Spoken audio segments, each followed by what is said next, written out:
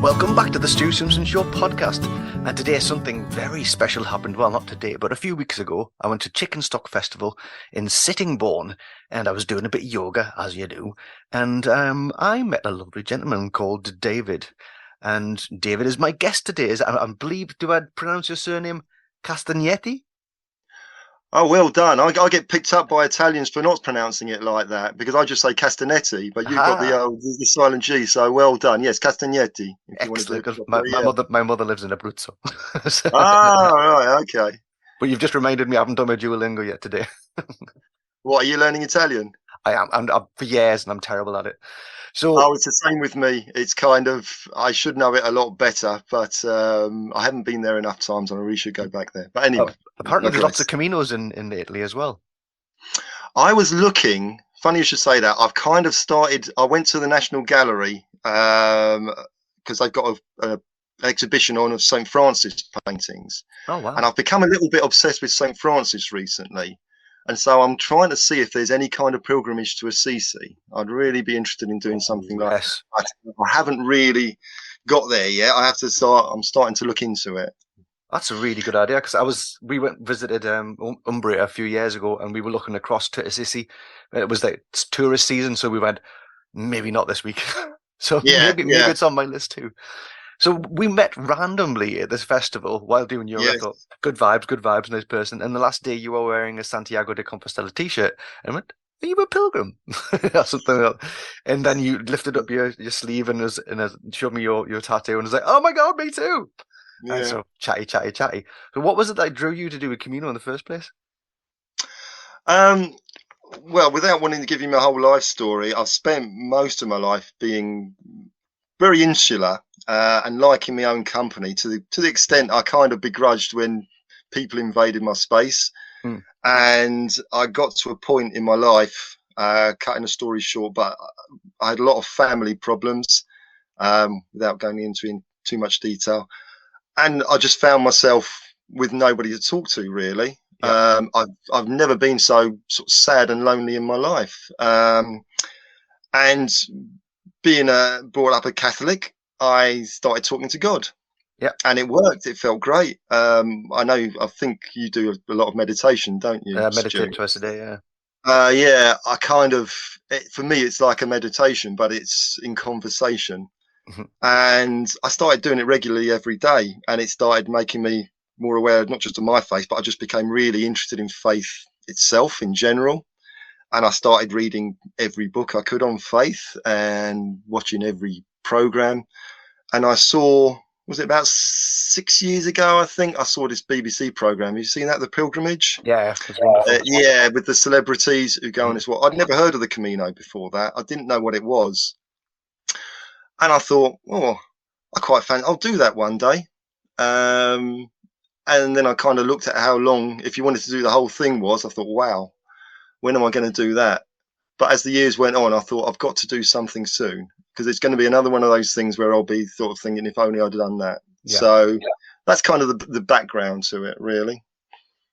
Yeah, it's very similar to me. I mean, in the sense that I watched The Way with Michael Sheen or whatever it was. And put it aside and all that. Anyway, this is your story, not mine. People have heard my stuff. Well, I know that from listening to your podcast, I know The Way means a lot to you. I didn't see The Way until about a month after I came back. I don't think it's the greatest film I've ever seen, to be honest. I think if I'd have seen it before I'd gone on the Camino, it wouldn't have convinced me to go. But having seen it after, there is a lot in it which you can take away from it in terms of, like, for example, the many different people he meets, the highs and the lows, and there are lows in there as well. So it is a good reference as a film. I didn't think it was my favorite film, but as an interpretation of the Camino, then I thought it was good. So you chose the Camino Inglese? Yes. How come? I did. Well, the short answer to that is time. I have a job where I'm kind of told when I take my 2 weeks summer leave, and it was this year in April, and I thought, well, what the heck do I do in April? I always imagined I was going to do the French one, the Française. But you spent a long time on it, didn't you? You spent 7 weeks. 7 weeks, yeah. I thought I haven't got that sort of time. So I kind of looked around. The Inglese is the shortest one, and I thought I could do that in the time that I've got.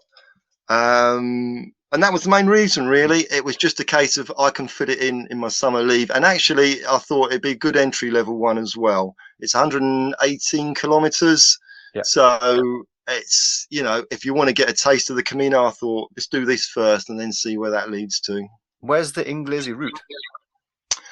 Right. Well, there's kind of two. I flew into A Coruña, and if you do it from A Coruña to Santiago, you can do that as a recognised route, but you don't get the Compostela because it's not long enough. I think it's 70 kilometres, something like that. So I got the train to a town nearby. It's called Ferrol. And you go Ferrol. So this is on the north coast of Spain, obviously. From Ferrol down to Santiago. They are trying to reinstate the original route. Obviously, it's called the Inglese because it's the English route. You come over from England to see Santiago. I think up in your neck of the woods, Northumberland, they've reinstated the route from Durham to Bishop Auckland. Yeah, I heard that. Yeah. And they're trying to. Apparently, the Spanish government, or I think the council in A Coruña, are part funding trying to get the whole route opened up. At the moment, it's only the little bit, and then there's the St James Way from Reading to Southampton. So they've opened up sort of like there's a big bit in the middle that's missing that they want to open up. And at the moment, actually, you can get the stamps. If you do the Northumberland bit, you can get the stamps. And then if you decide to do A Coruña to Santiago, you can still get the Compostela if you've done that bit as well, because that comes up to the 100 kilometres. So, yeah. Sorry, go on. That's useful to know because I've got an ex who lives in La Coruña. Ah, right. Okay. It's a very small world. Yeah. So what was the infrastructure like on the Inglese? Is it albergues, cafes? Yeah. I mean, it's. I think it's probably the same as you. There are many hours where you don't see anything, but there will always be some. As long as you plan yourself well, there'll always be albergues, cafes, hotels.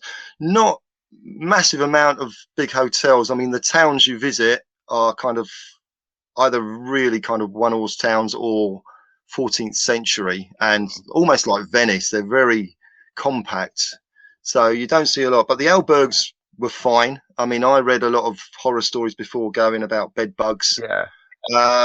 And yet, I mean, they were cleaner than my house. Some of them, they were absolutely immaculate, and really good facilities. I think if there was any sort of issue with them, maybe the kitchen facilities and the kind of communal eat. I mean, I was hoping for some kind of communal eating in the albergues. It did happen in restaurants, but it didn't happen in the albergues because there wasn't kind of the kitchen equipment weren't great, and there wasn't a lot of space. And actually, the time I went, there wasn't masses of people doing it, which actually I think was quite good. And I think probably that's why they were so clean as well, actually, because not many people, it was the beginning of the season pretty much, and not many people had been in them up to that point. But there was enough people doing it to be able to, build those relationships and build those bonds. But yeah, I mean, there's plenty of cafes. It's difficult. I mean, I'm a vegetarian. Spain's difficult for that. Oh my goodness! Well, I was. Let's just say by the end of it, I was more a flexitarian or whatever it's called, because I remember I went into one place and I had a salad, and the guy came around. He was thanking everyone. How's your meal? How's your meal? And he just looked at me and smiled and thought, I'm not even going to ask you how you mean. It's because you're eating rabbit food. And after that, I was looking at other people's meals and I thought, just a few days maybe. Yeah, I've had too many omelets. Oh yeah, lots of tortillas, but that's not a bad thing. They're amazing. I like a tortilla. Yeah. But the albergues were great. I mean, I think there was the one in Pontedume was not, but I didn't stay in there because I'd been given advance warning. So I stayed in a pension. So there's plenty of cheap accommodation that you can use. And yeah, as long as you plan yourself accordingly, as long as you bring yourself snacks, because you will go hours without seeing places. And there were some, I wish I could remember the parts of the route now. There were some parts of the route with where water wasn't really readily available. Yeah, which you really need. Very much like that. Yeah. So you need to be aware. I mean, I had a map, fortunately, which was kind of showing the water points, so that was handy. But you do really need to plan it well. So let's talk about the emotional side of the Camino. So what do you feel like you got from doing a Camino? I feel, I hope it's not cliche, but I feel like I got community, companionship. I feel I got acceptance. I feel that actually I'm not a bad guy.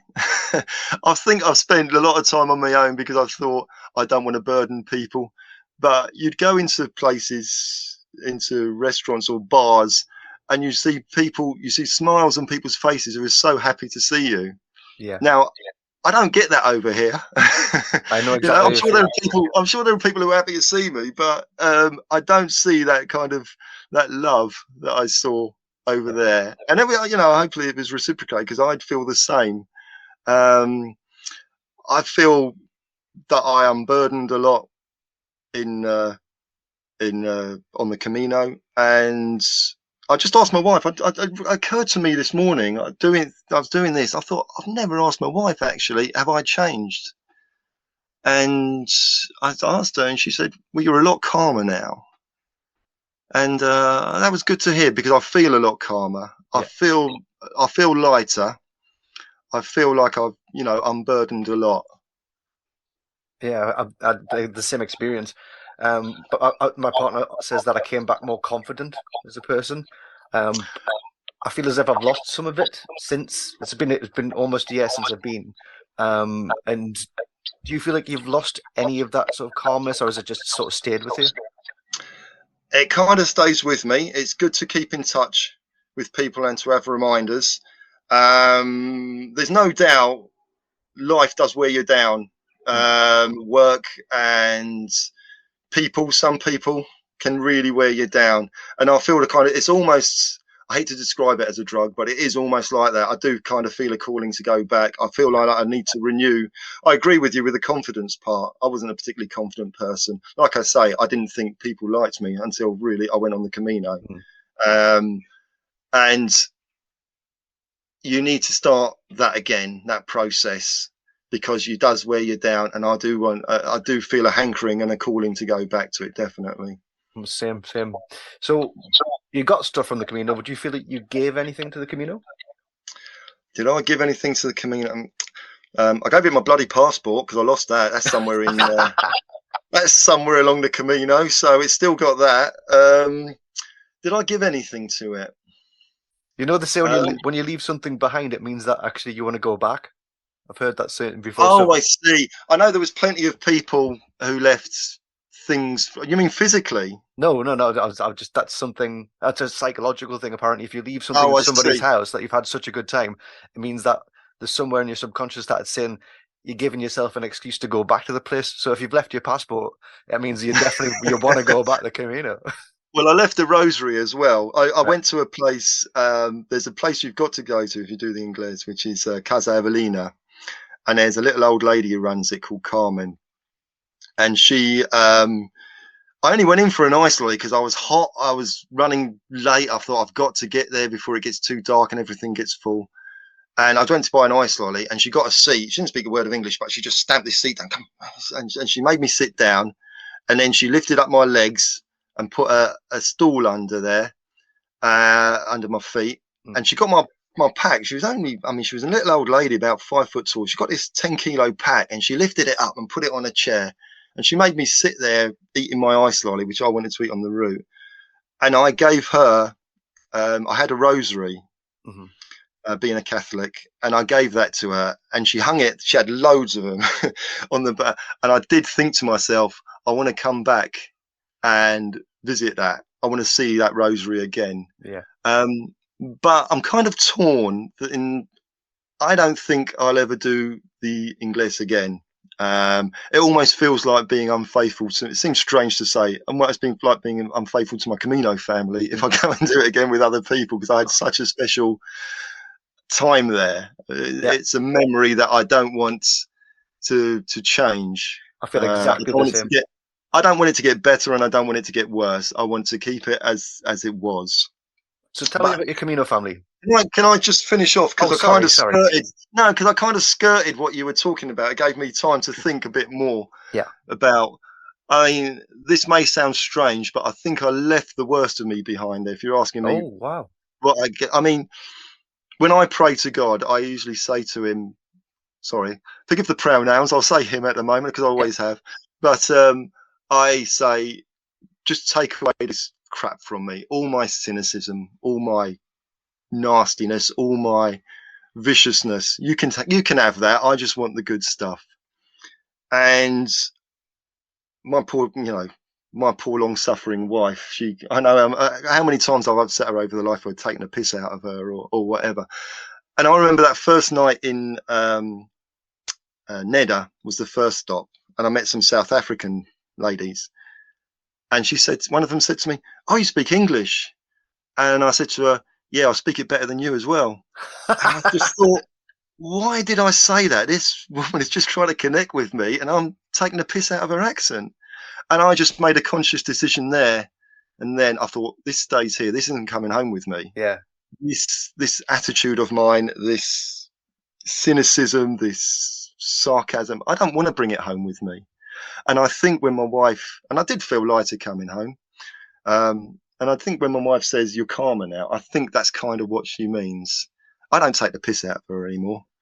I bite my tongue and count to 10, but I hope I don't. She'd probably tell you differently. But I've definitely, hopefully, I've left all that out there. That's wonderful.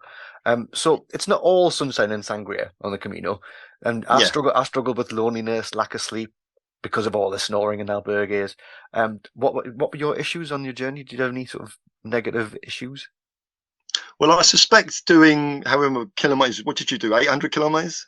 I went all the way to Fistera. So I mean, I suspect doing that rather than the 118 that I did, you would have a lot more issues. Most of it was okay. I almost said plain sailing. It certainly wasn't that. In terms of the albergs and the snoring and the farting, I'm okay because I don't sleep well anyway. I don't sleep more than 3-4 hours in a go anyway.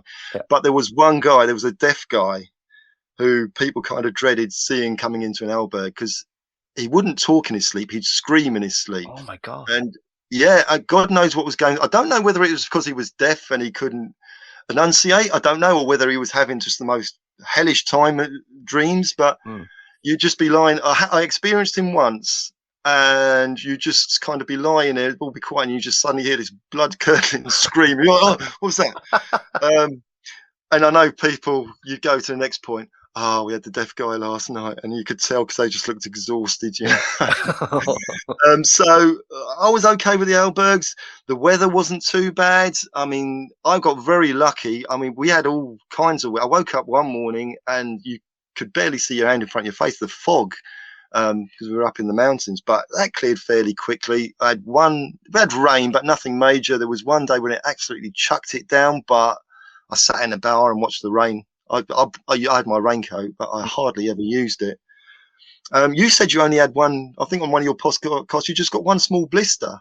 Yeah, that was it. That's astounding because I had blisters on blisters. I mean, that was the issue for me. I didn't have it bad as some people, but I had a lot of blisters. I had a lot of rashes on my legs. I never really got that, but my legs went really rashy. Oh, wow. And they swelled up. My shins started hurting. Yeah. Like, you kind of forget about that. You don't get too absorbed in. I probably get more absorbed at home in my ailments than I did out there, because back here it seems like the minus thing is an issue, whereas out there you had people to help you get through it. I mean, when my legs went rashy, it wasn't an issue for me, but somebody gave me an antihistamine. I've actually still got it. I thought I didn't take it, but I've still got it as a kind of memento. Excellent. The Camino does provide. People, I mean, people care about you out there. That's a wonderful thing, isn't it? When you meet these strangers and you do feel like it's the family thing. It's in the up, but the strangers. I mean, it feels for me, it's like a microcosm of how the world should be. You should be just be able to walk through and love each other. Yeah, oh, absolutely, absolutely. I remember during the London Olympics, I was listening to somebody on the radio, a broadcaster who'd been in this bubble of the London Olympics, which was wonderful, and everyone was lovely. And then they went to Westfield shopping in Stratford, and they bumped into someone who sort of kissed their lips and gave them abuse, and they suddenly realised they were back in the real world. And that's what it feels like in the Camino. You're in this bubble. And you take that outside into the real world, and I say good morning or hi to people, and they kind of look at you like you're mad, and so it's trying to keep that is very difficult. But you're right about the family. I mean, the trust I had in those people and the love for them, and I told people things that I haven't told members of my family. People I've known for a few days. Because let me tell you a little story, actually, Stu. There was a girl out there called Meta. It was a very unconventional Danish lady. She lived on a commune called the Moon, and she'd spent a lot of time with Amazon tribes. And she was telling me the most extraordinary stories about she'd have to do these ceremonial rites, and she had to sit in a hammock for 2 days without food and water and such like. And we were walking one day. I'd known her a couple of days, and we were walking, and we came across this place which was called the Enchanted Forest, and it was beautiful forest. And she just stopped, and she just breathed in the air, and she said, "This is the place where we do rapé." And I said, "You what? What's going on here?" And she got out this little pill box with some brown powder in it. And she said, it's just spices from the Amazon, and you take it like snuff. And I said, "Oh, God, so I take a pinch and shove it up my nose?" She said, "No, you follow my instruction. I'm going to stick it up your nose." And she got out this little V-shaped blowpipe, and she started putting some in, and she stuck it up my nose. And I tell you what, Stu, if there's somebody in this country, I know got some brown powder and I'm going to stick a blowpipe up your nose, blow into it, I'd say you can get lost. But you just have an extraordinary confidence and trust in these people. I had no doubt I was in safe hands, that she didn't want any harm from me. It was actually a fantastic experience, because it wasn't something to get you high. It was like you saw, apparently they use it for hunting in the Amazon, and you just saw everything. Oh, you know about it. So yeah, you saw everything in HD. It's like surround sound. But it was an extraordinary experience. It wasn't an experience I was expecting, but I accepted it like I accepted every experience I did on that journey. It was incredible. Because because I'm very open to like different spiritual experiences, because I was brought up a Catholic. I was going to be a priest, and then the whole like sexuality thing. And so I've tried in like sweat lodges and a whole bunch of other things, and experimented with weed and things over the years, and mushrooms and stuff, just to kind of like try and figure out my spiritual path. But interestingly, on the Camino, I was like, I did smell weed, but I couldn't find anybody in 7 weeks who was smelling. I was just like, where is my spiritual experience? It's like almost like God of the universe was kind of going, "Nope, you got to work for yours, mate. You got to keep working." I was in a town called Betanzos, and I was sitting with Morris, the Dutch guy, and we were sitting there having a coffee or a beer or something. And I just said, "You smell weed?" And there was a guy on the table next to us just quite openly smoking weed. I was quite surprised, but there's nobody's paid the blindest bit of notice. I don't know whether it's legal out there or not, but we never had any of it. To be honest, I wouldn't have wanted. I don't get on very well with it anyway, and certainly if I had a load of miles to walk, I don't think I'd have got very far. No. So speaking of like highs and lows, did you have any sort of like Camino come down? Oh yeah, absolutely. I think I've been listening to your podcasts, which are wonderful, by the way. Experience, just getting over the experience. But I think for some people listening to your podcast, it happens when they came back. It happened to me in Santiago, because I was there about 5 days. My plan was I'll stay in Santiago, because bear in mind, I kind of thought this was going to be a journey on my own. I really misunderstood the Camino. I went there kind of to be on my own. and I thought I'll have a few days in Santiago. And my family were all there, my Camino family, and we all went out for a meal that night. And then we started saying goodbye. And one of the South Africans, not the one I was rude to, but another one of them, I said goodbye to it, and I said, "This feels like saying goodbye to my children. This feels very." It really took me, and I left a bit earlier than them. I know Meta I spoke to earlier was going back, and I said, I'll walk you back to your hotel. And I just looked round at them all still there, having a laugh and a drink, and I just said to myself, "Don't cry." I'm getting a bit welled up now, actually. I said, "Don't," and I just walked off. And some of them went back that night, and then some the other morning. Then there was 4 of us, and then there was 2 of us. Just me and Morris went out for a meal before he went back the next day. And then there was 1. And I've never been so lonely in all my life, Stu. I was in this town with loads of people who I could have talked to any one of them, and they would all been lovely, but they weren't my family. Yeah. And I had 3 or 4 days of this, and I just felt wretched. I was just wandering the town. I went to museums, sat drinking coffee, but I hardly spoke to anybody.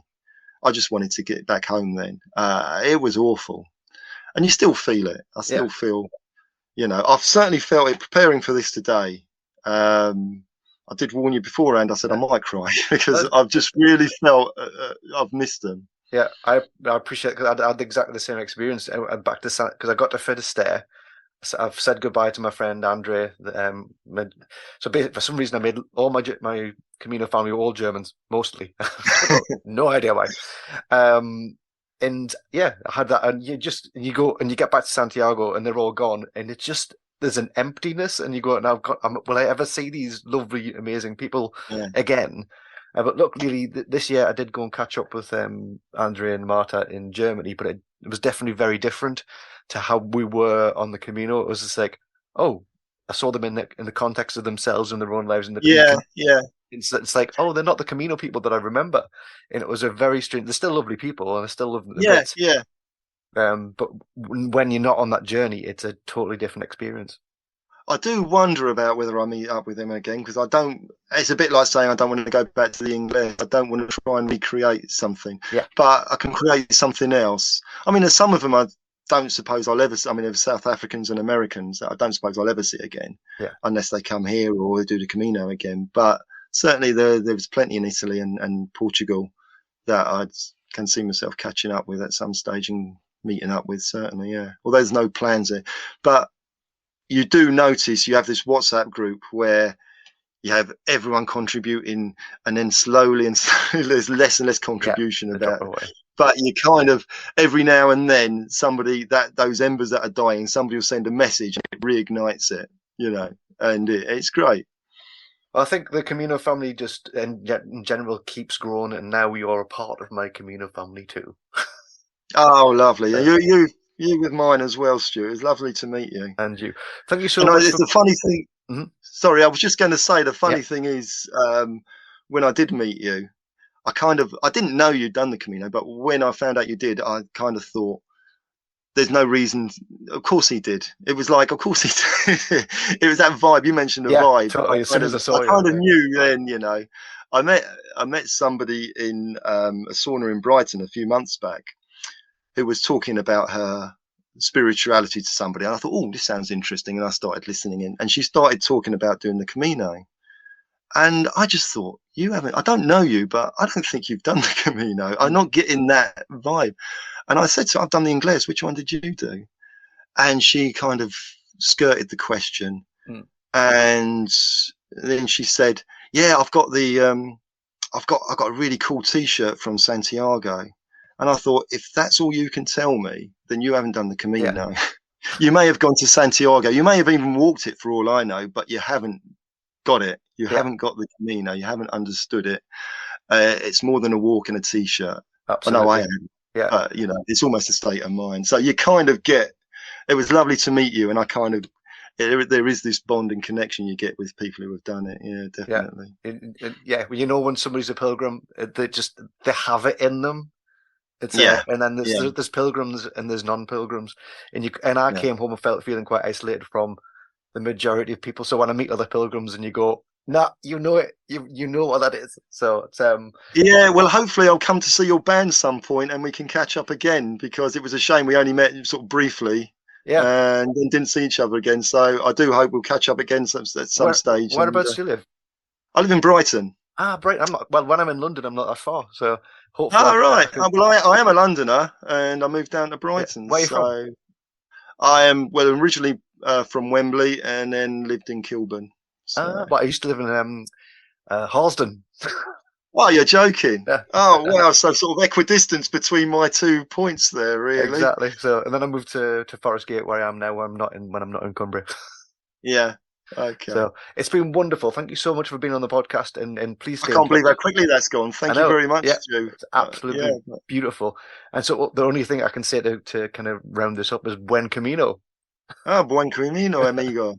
Lovely to see you, Stu. All the best, my friend, and have a lovely weekend. Lots of love. And you.